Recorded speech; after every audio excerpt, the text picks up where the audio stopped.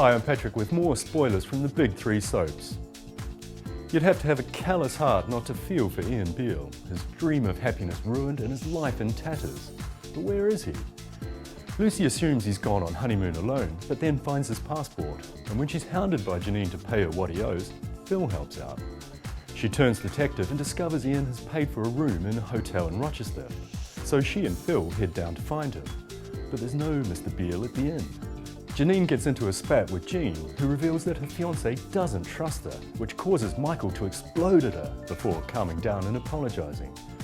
So Jean insists he invest 10,000 of the Vic's pounds, but panics when Roxy confronts her about it.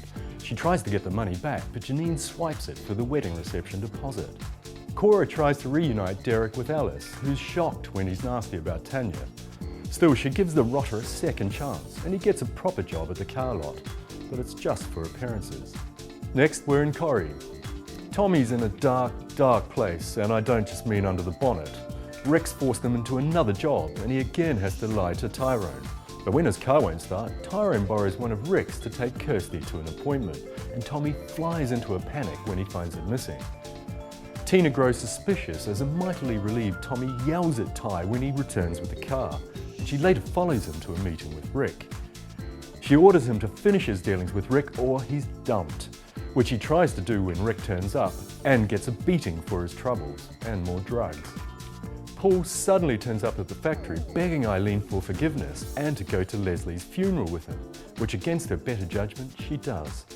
But she's harangued by Leslie's sister and retreats to the Rovers, where Paul later shows up, pleading with her to reunite. Meanwhile, Carla blames Eileen's disappearance for the loss of her contract and sacks her, but Kirsty organises the machinist to down tools. And Sunita and Carl realise that Sophie's onto them, but he lies that she's helping him with his addiction. Yeah, his addiction to love. Next, we're in Emmerdale. Val reacts badly when Pollard announces he's off on holiday with Brenda, and she's in charge. So she punches Val and the police are called. It's a bad move for loads of reasons, not least her previous conviction, and she's worried she's facing jail time. Alicia tries to apologise to Val, but just makes it worse, although she's delighted when Amy persuades Val to drop the charges. But her joy soon turns to horror when she learns the case will go to court anyway because she's already pleaded guilty. Ashley lies he's got a managerial job as he heads off to start work in a burger bar, but Alex and Victoria soon discover his pitiful lie. He begs him to keep quiet, but Alex mocks him in the Woolpack and Ashley goes into meltdown.